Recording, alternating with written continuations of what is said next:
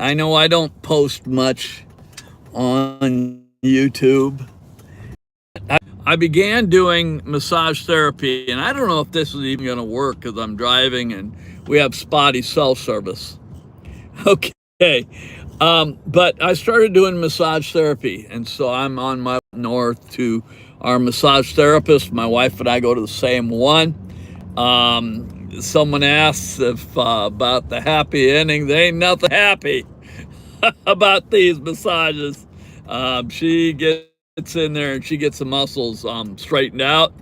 I remember sitting with a national president of one of our large 1% clubs, and we're talking, kind of chewing the fat during a break during the NCOM.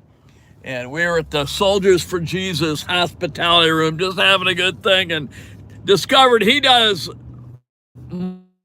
monthly massages as well. And like he said, they ain't nothing happy about the massages I get. They are, but they keep you loose. And on motorcycles especially, we tend to get pretty jacked up as far as our shoulders and our neck. And it tends to be a bunch of pain that we deal with. And so there are a few of us old hard heads that do get massage therapy.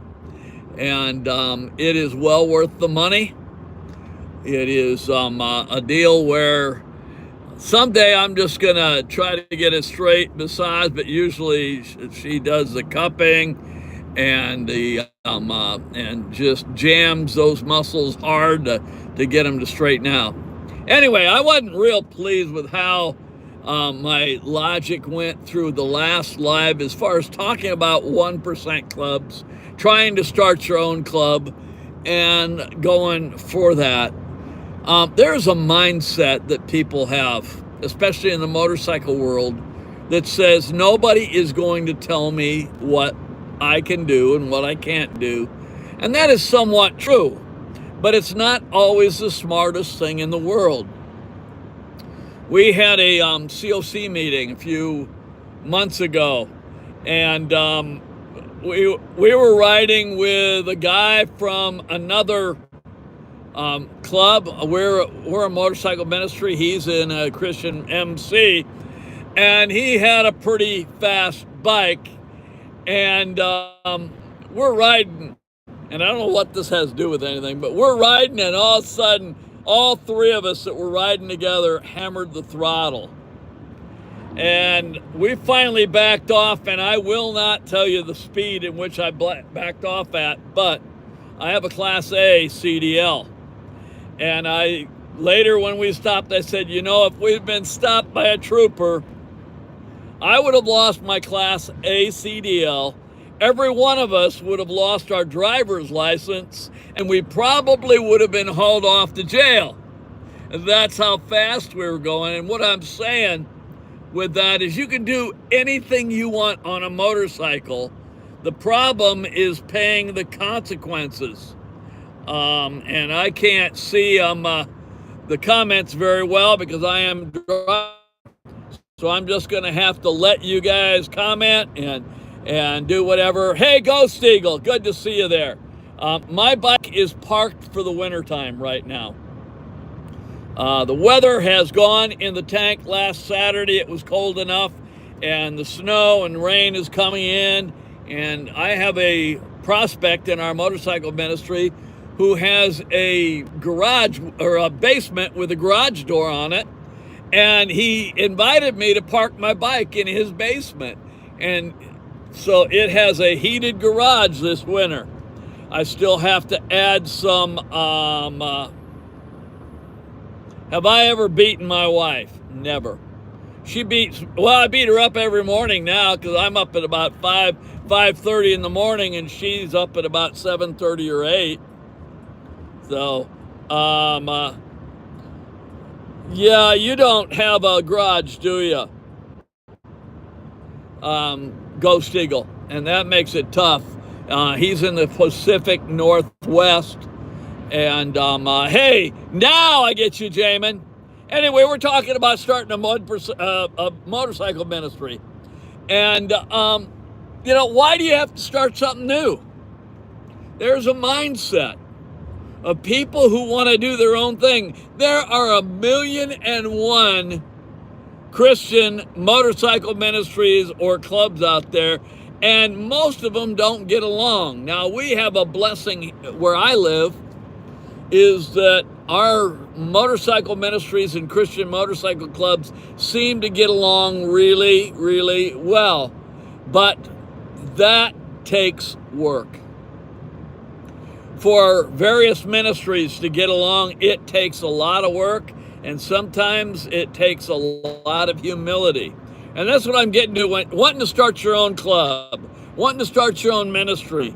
If the reason for that is that you just can't get along with people, I'd tell you, forget it. Just don't do it.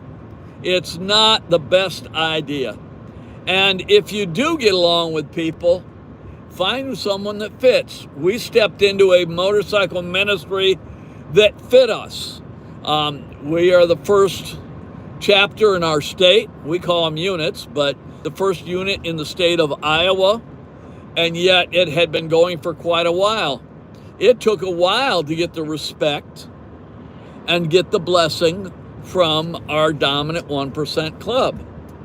But because we took our time and because we waited to get the respect, I have very close friends in that club, and I've got people who have told me wherever I am, if I'm broken down, they will come get me. They will figure it out. They will get a brother, and this is a national club, so yeah, they got a brother just about anywhere.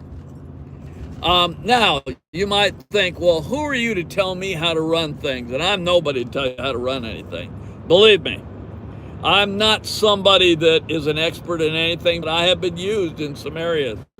I have been involved in NCOM, which is National Coalition of Motorcyclists. I have had the privilege of the COVID year of opening all the sessions in prayer. And you think about the 1%ers gathered, it's something to have a room full of 1%ers, and you say amen, and you hear a rumble of voices say amen after you prayed. That's a pretty cool deal. Yep. Anyway, and so I've got a little knowledge. I know enough people.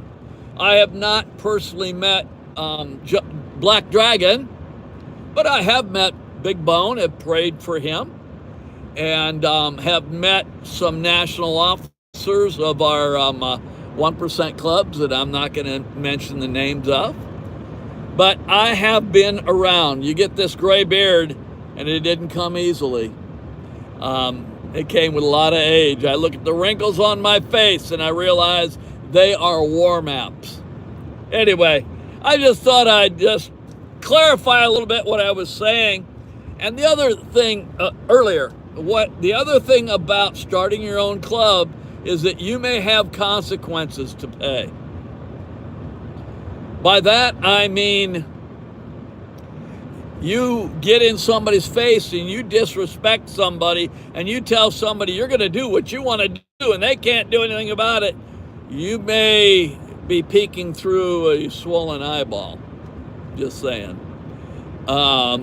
You may get your eyes, both of them, dotted at the same time. Anyway, I just thought I'd come on. I haven't done a YouTube. I'm going to try this winter to do a few more YouTubes, do a few more lives. Lives work better for me because I'm too lazy to edit them, and I've got a lot going on.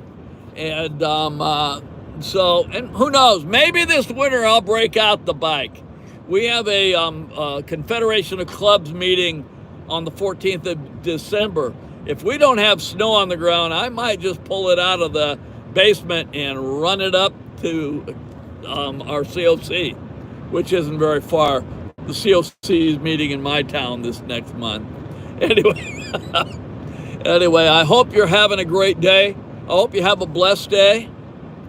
I hope you realize that today could be your last day, and you'd better be right with the Lord. We do not have any guarantees in life. Last week, we buried a very dear sister in the Lord. She was diagnosed. She started having symptoms of ALS in January. And if I had ALS, I wouldn't want to last very long either. Anyway, I hope you have a great day. I hope you can find the good of this day, the blessings of this day, and get out there and change your world. And whatever you do, try to walk in Jesus' footsteps.